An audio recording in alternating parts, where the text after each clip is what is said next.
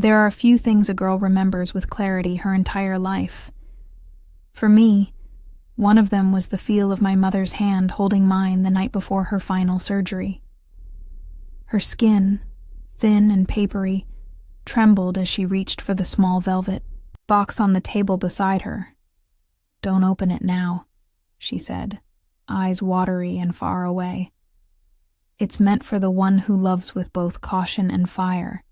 That's you, Grace." I nodded.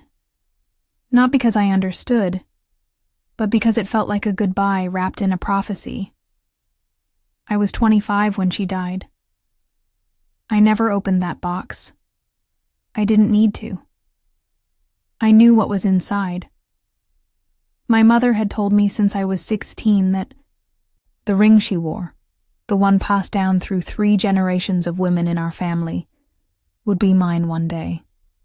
A marquise-cut diamond surrounded by sapphires, set in yellow gold, fragile but powerful. Not just an heirloom, she said. A symbol. A vow that even if the world forgets your worth, this will remind you. I kept it in my drawer. I didn't need a ring to feel loved. Not until I thought I found the man who'd prove it. His name was Noah. We met at a bookstore downtown. I was reaching for a copy of Giovanni's Room. He made some quip about how I was too young to love Baldwin, and I told him to mind his own existential crisis. He laughed. 2.5 years. That's how long we were together. He met my father, who adored him. He came to every awkward Sunday dinner. Even my younger sister April liked him, which was rare, or maybe she liked him too much. But I trusted her. April was loud, a little reckless, but she was still my baby sister. 5 years younger and always treated like spun sugar by our dad. "She's fragile," he'd say. "Let her shine, Grace. Don't dim her light just because she's still finding her way." I'd swallow whatever resentment rose in me, because I was used to being the steady one, the smart one, the quiet achiever, and because I never imagined she'd steal the one thing I hadn't even worn yet. It happened on a Tuesday. I remember because I had just come back from a conference in Seattle, exhausted, jet-lagged, but excited. Noah had been weirdly distant over text, but I chalked it up to work stress. I stopped by my dad's place first. That's where I'd left the ring for safekeeping. The velvet box was always hidden in the bottom drawer of my old desk, under some school papers.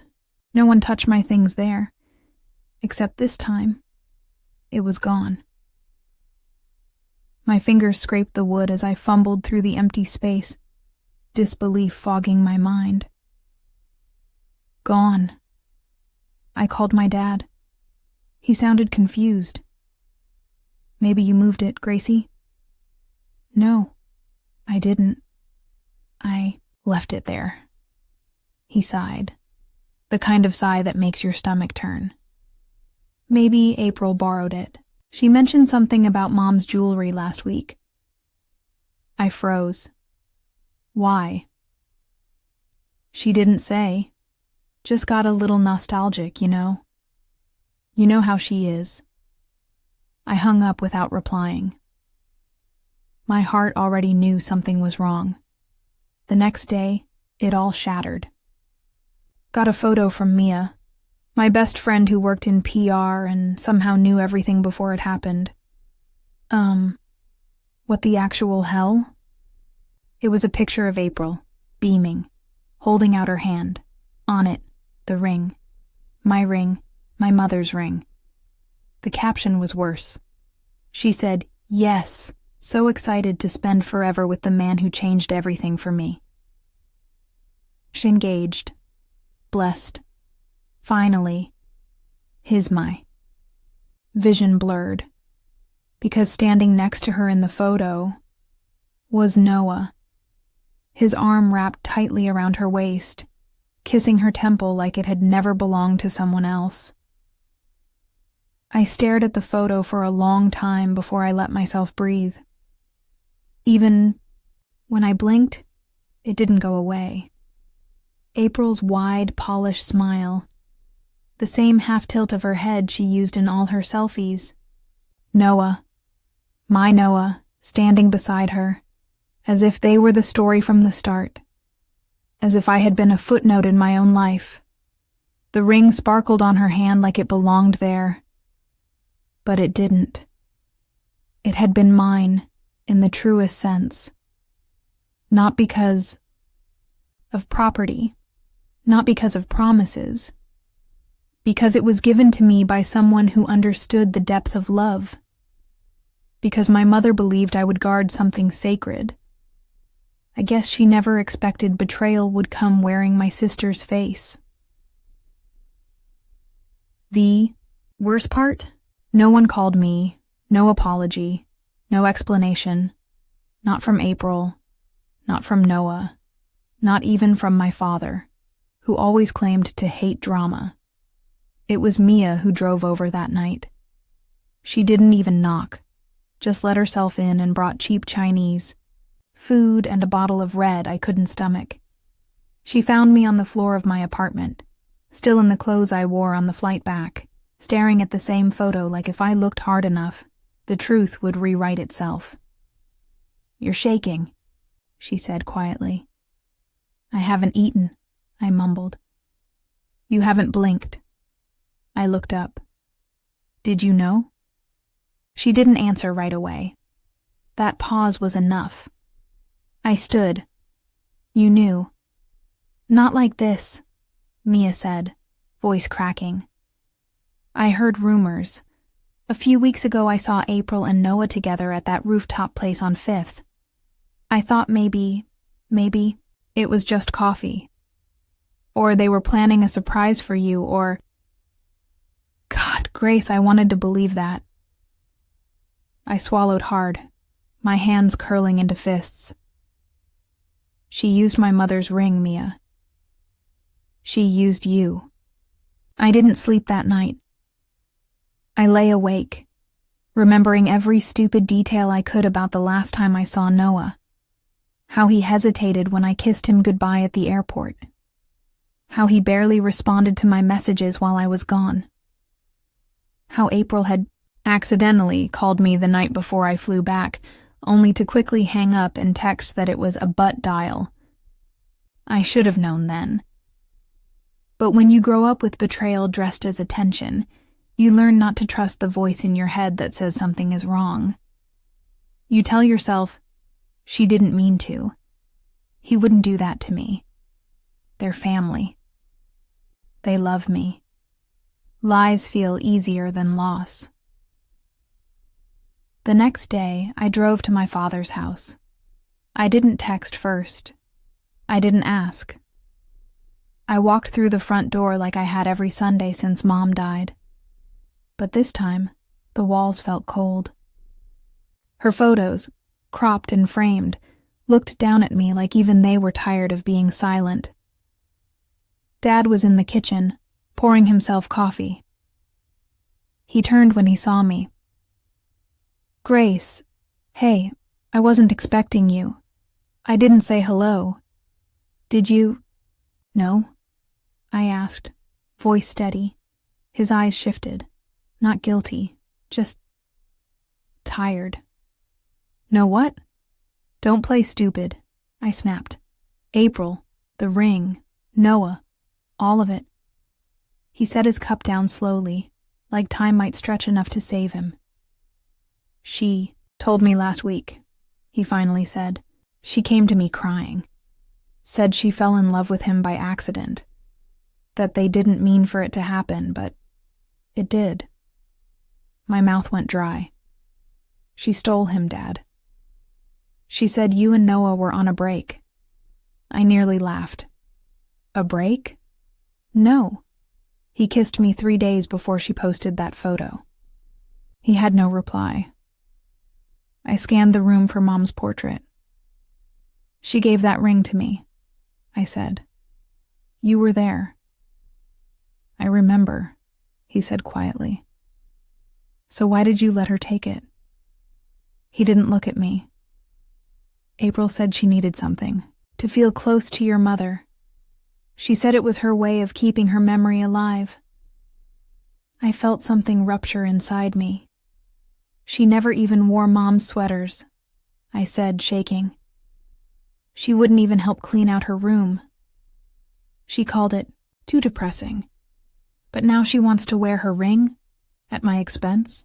Dad looked old all of a sudden, smaller. "She's been through a lot, Gracie." I thought maybe if I let her have something, I cut him off. She had something. Me.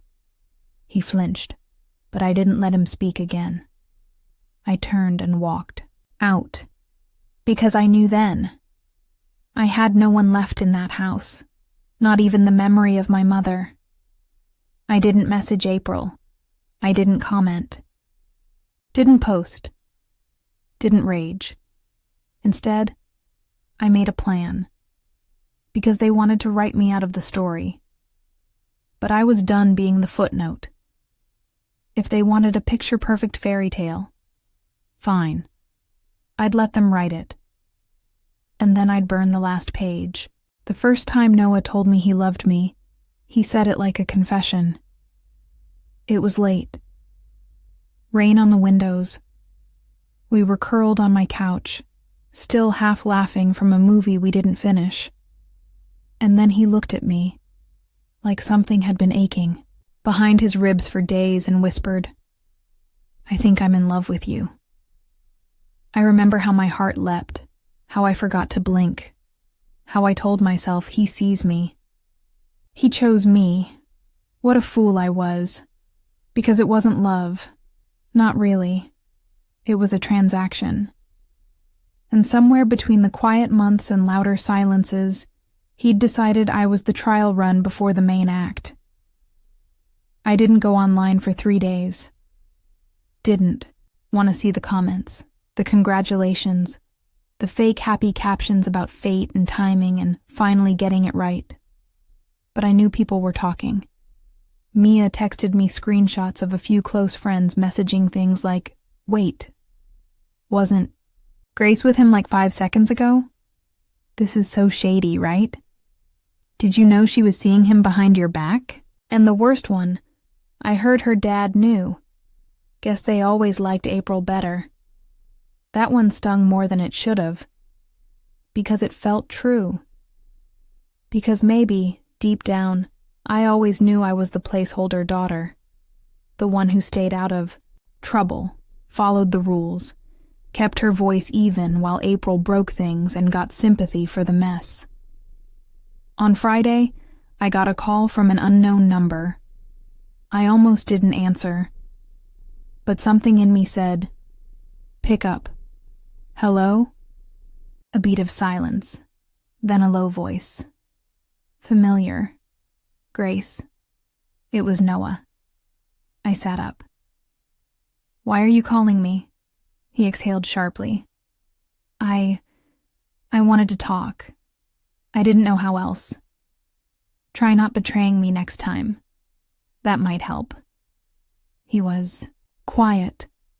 Then, "It wasn't supposed to happen like this," I scoffed. "You weren't supposed to propose to my sister wearing my mother's ring. That wasn't an accident, Noah. That was a choice." He stumbled over his words. "I didn't. No, the ring was... April told me it was a family piece, but she never said..." "She lied, Noah. Just like she lied to get you." He didn't deny it. Didn't say a word. Just breathed. "So," I said, bitterness pooling in my chest, "is this the part where you apologize? Tell me I deserved better? Or are you calling because you want to ease your conscience before you start calling her your fiancé in public?" He cleared his throat. "I'm calling because I don't think I can marry her." That stopped me cold. "What?" "She's not who I thought she was," he said. Everything's moving too fast. The engagement, it felt like something I had to do. Not because I love her, because she pushed. Your dad, everyone. My voice dropped to a low, shaking whisper. Do you still love me? I don't know, he admitted.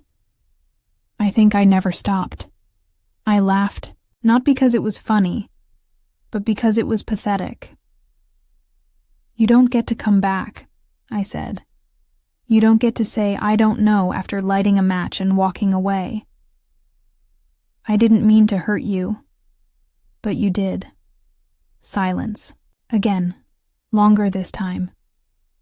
I hope she's worth it, I said finally. Because when you look at her hand and see that ring, I want you to remember. It was never meant for her. Then I hung up and blocked the number. That night, I opened the last email my mother ever sent me. It was dated 2 days before her surgery. Subject, just in case. Grace, if I don't come out of this, I want you to remember something. There is strength in silence. But there is power in the truth. Don't let them twist yours. So I didn't. I began writing. Not on social media, not to friends, but in the kind of way that could echo. Mia helped me build it. A blog called She Took the Ring. Anonymous, elegant, raw. It told the story from beginning to betrayal. No names, no faces. But those who knew us, they'd know. I posted once a week, let it grow, and watched silently as the view count ticked up. 1,000 reads, then 12,000. Then someone linked it on Twitter with a viral caption. This is the most heart-wrenching betrayal story I've read in years. Who does this to their own sister? It exploded, and I didn't stop. Because the world needed to hear it. Because April and Noah thought they were writing the fairy tale. But I was writing the truth. The first time the blog post was quoted on a podcast, I nearly dropped my coffee. Was walking through the local farmer's market when I heard a woman say, "Did you listen to that episode from The Quiet Cut?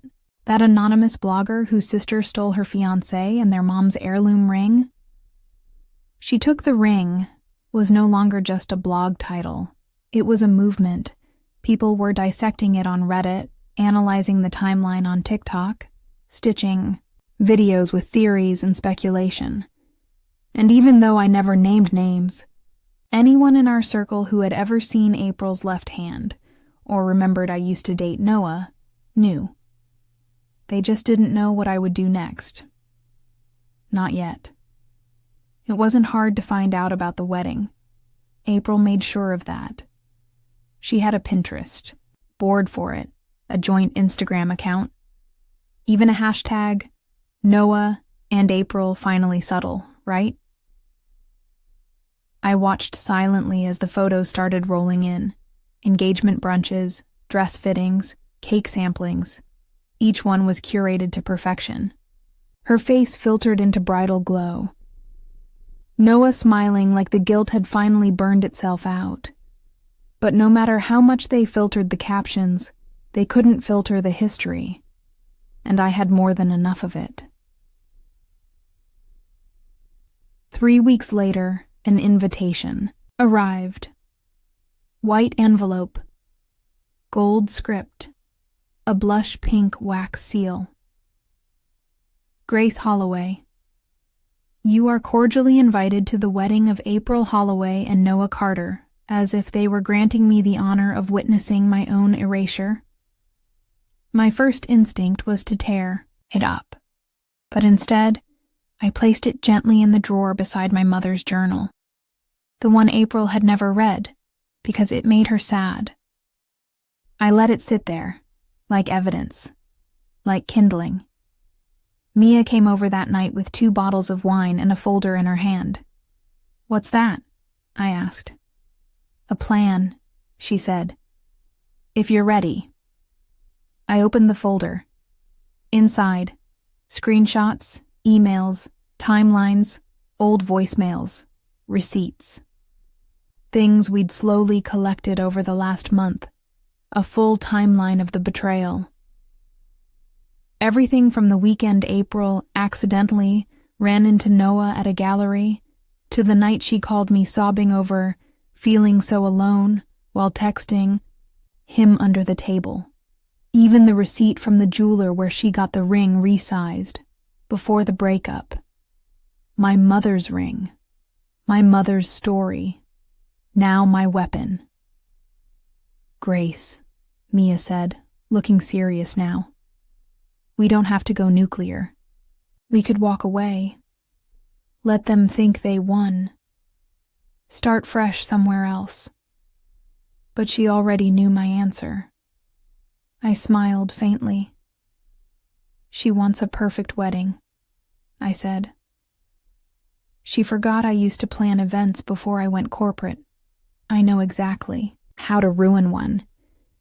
I didn't do it loudly. I did it like grief. Slow. Creeping. Undeniable. First, I emailed the venue. Anonymous tip. Claimed to be from a vendor. Warned them that the bride had previously hosted 2 unauthorized pop-up shoots without permits. They flagged her as high risk and doubled the deposit. April had a meltdown on Instagram about disrespectful vendors and unfair treatment. Then I contacted the bakery. I told them her ex-best friend, who was a baker, was accusing her of copying a signature design she made for another wedding. The baker pulled out entirely. Too much drama. The dress boutique? I had Mia send a screenshot of April's previous tantrum reviews from Yelp under an old pseudonym. Suddenly, her fitting appointments got delayed indefinitely. Nothing too big. Nothing that could be traced. Just enough to crack her fantasy, because she wanted a flawless wedding. And I wanted her to feel every stolen piece crumble in her hands. But I saved the final act for last.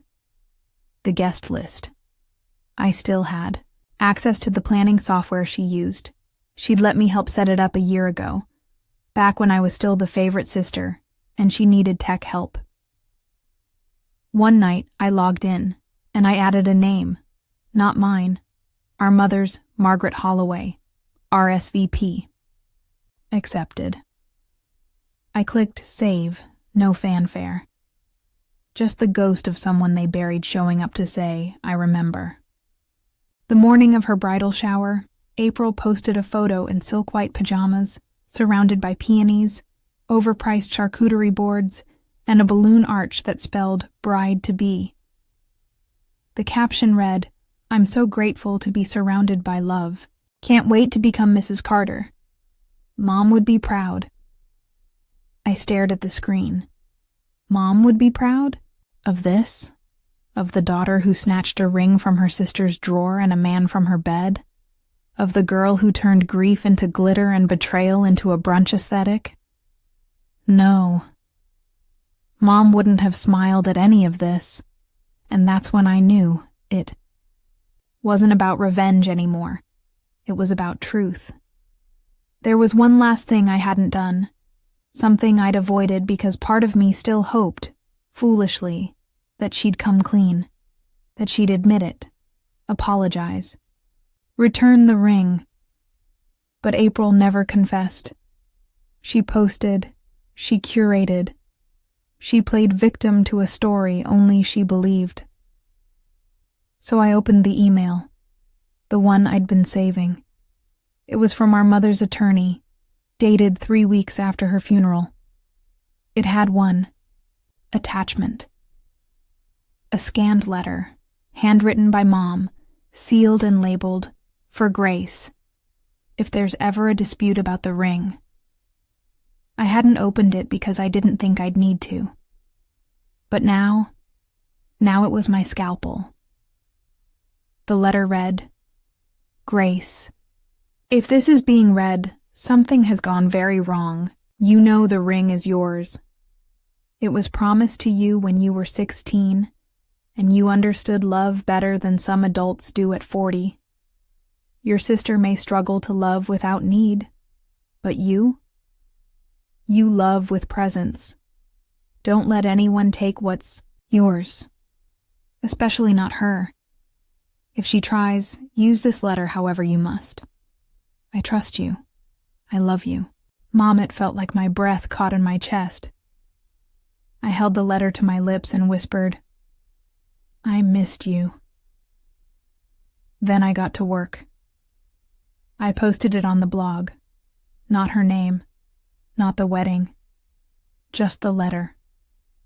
Titled, She Took the Ring, but it was never hers.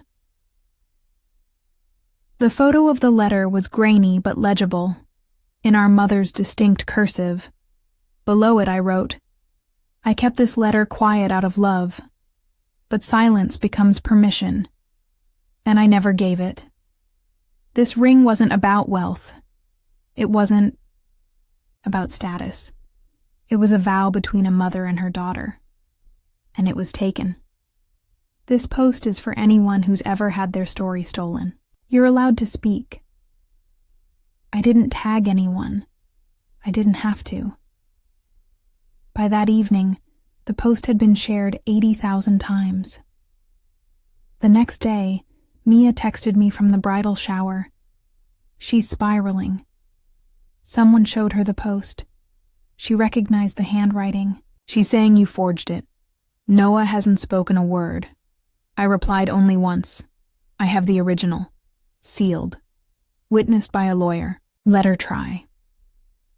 3 days later, I got a call from my father. His voice was strained. Ashamed. I didn't know about the letter. I figured. She's not doing well. She'll survive, I said coldly. He sighed. Grace, she's still your sister. No, Dad. She's not. Not anymore. He was quiet for a long moment. Then, your mother would have wanted you both to forgive. I closed my eyes. No, I said. She wanted me to remember the truth. I finally am. And I ended the call. That night, Noah showed up at my apartment. He didn't knock at first, just stood there. When I opened the door, he looked wrecked, like he hadn't slept in days. I didn't invite him in. He handed me something. It was the ring. My mother's ring. The band had been stretched slightly, the setting dulled, but it was still mine. I didn't know, he said. Not until I saw the letter. I nodded. And now? I called off the wedding. I didn't flinch. Because of guilt? He looked me dead in the eye. Because I never loved her. Not really. I was just too much of a coward to admit it. Silence stretched between us. You can keep the ring, I said, voice like frost. To remember who you really are. I closed the door, and this time, it stayed closed. For 3 days, everything went quiet.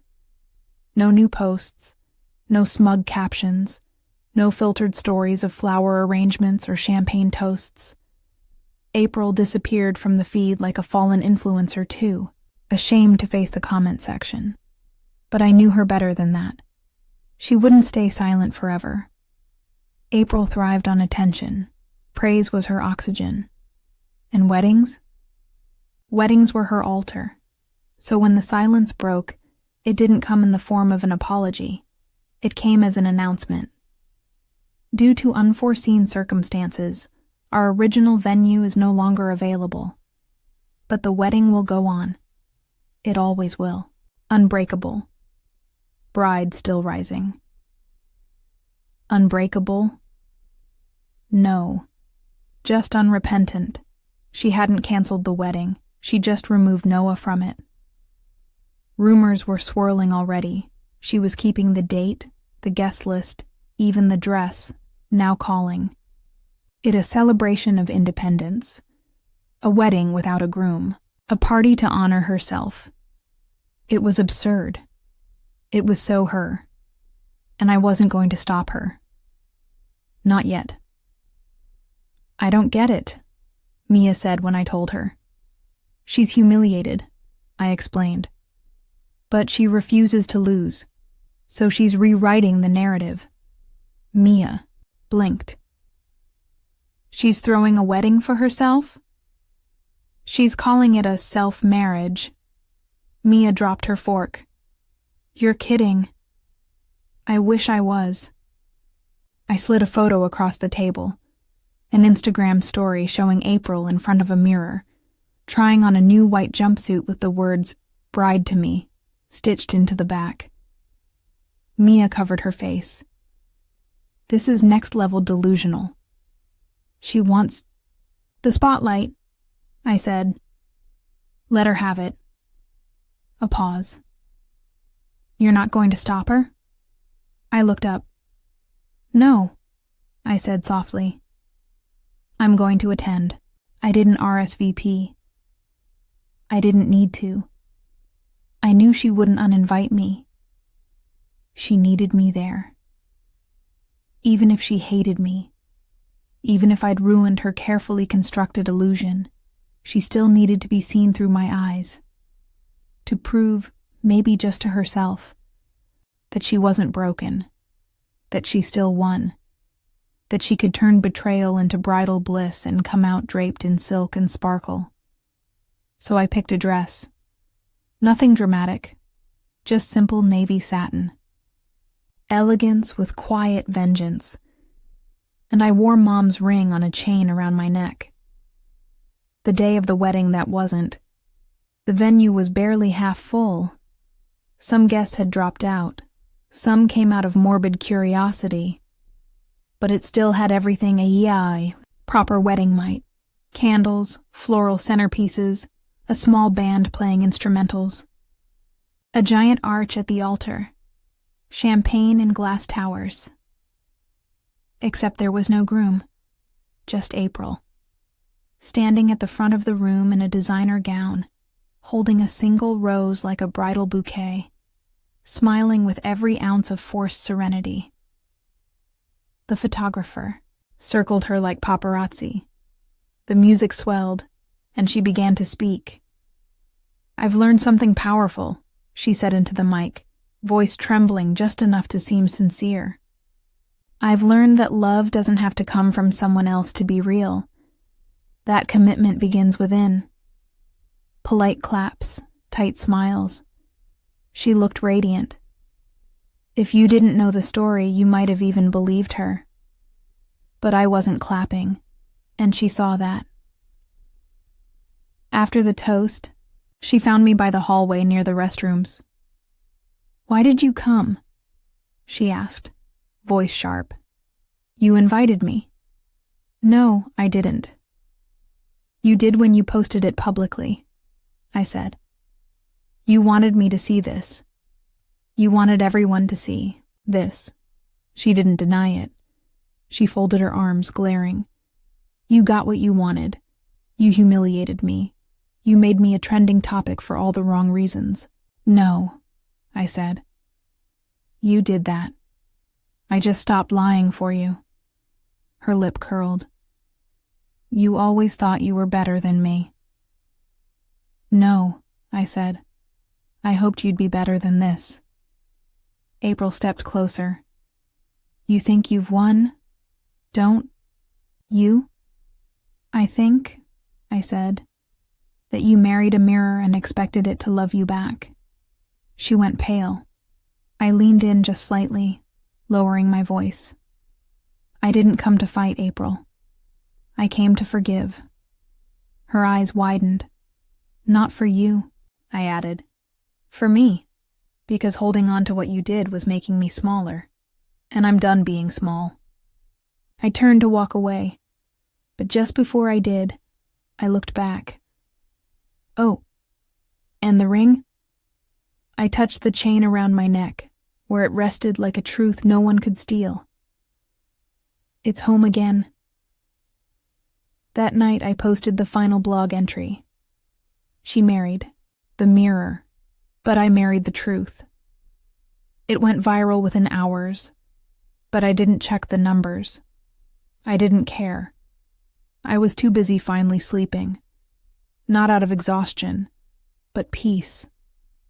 The wedding made headlines, at least the kind that lived on the second page of gossip blogs and in hashtags trending beneath celebrity drama. Solo Bride Chronicles. She married herself. Ringgate continues, but none of it came from me. I didn't need to speak anymore. The internet already had a voice, and it had read the receipts. It saw the ring. It saw the man. It saw the story. And more importantly, it saw through her. April tried to pivot.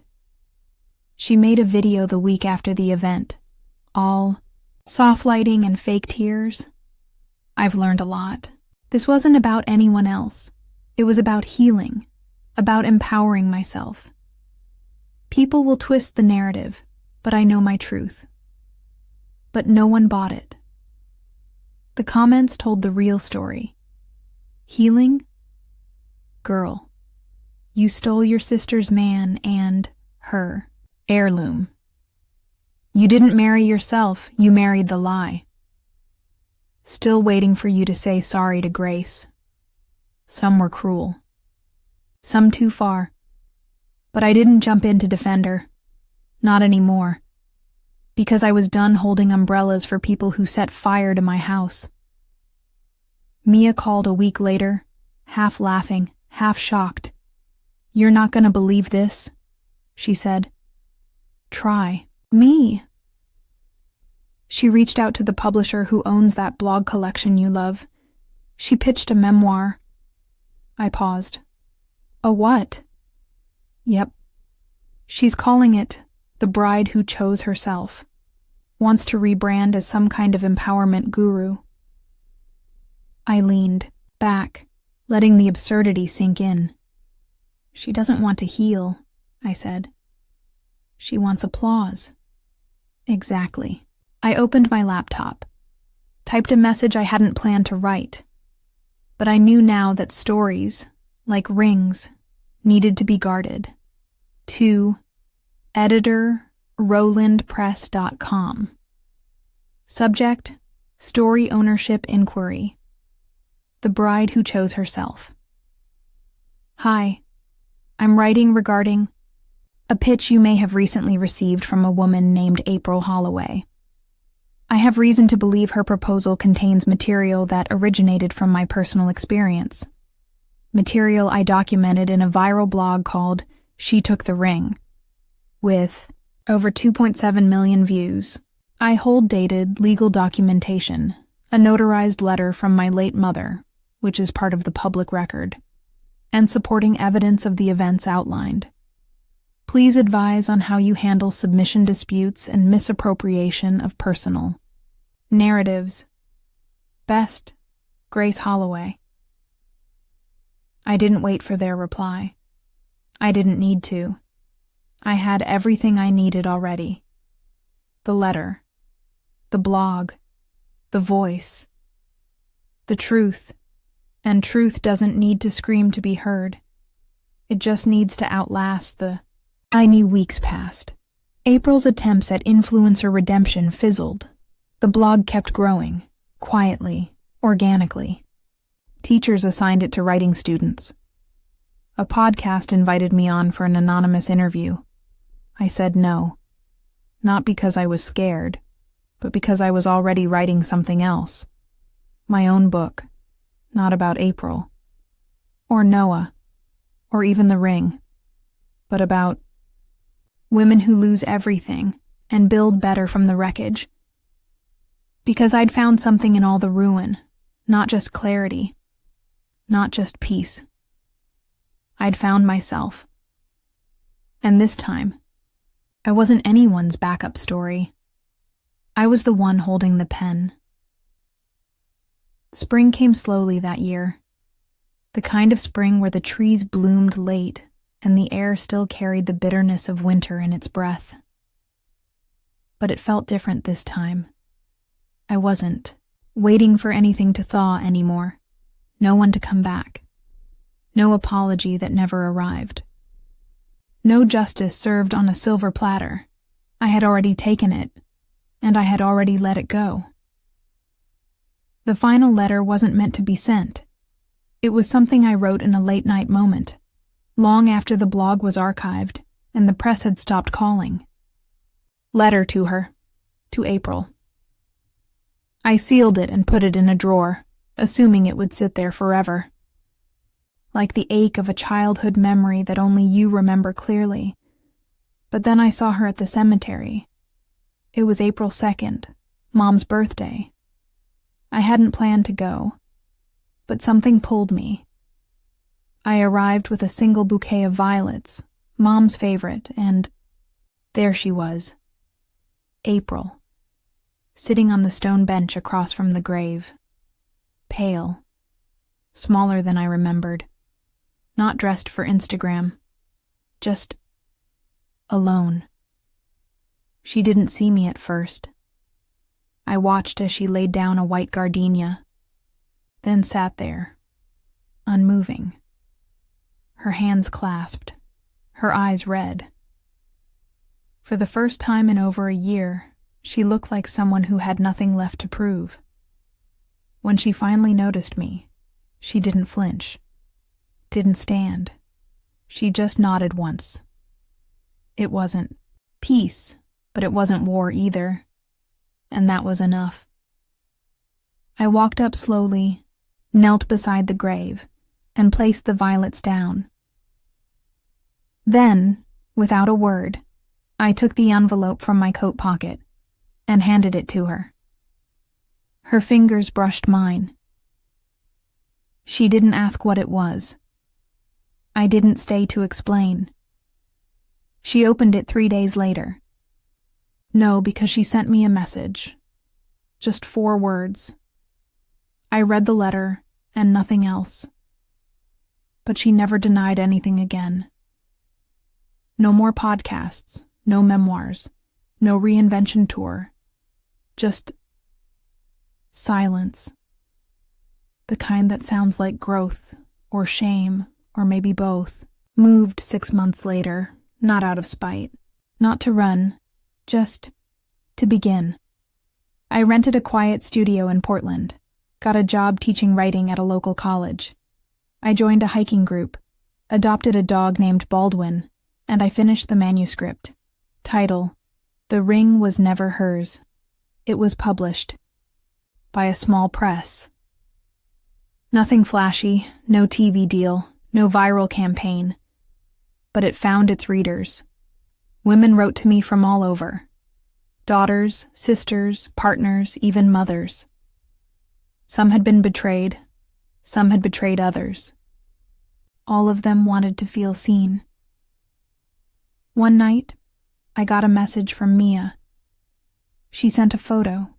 It was April, at a bookstore signing table, my book in her hands. She wasn't posing. She wasn't smiling, just staring at the cover. The caption said nothing, but the message was clear. She knew the story had ended, and that I had written the final scene.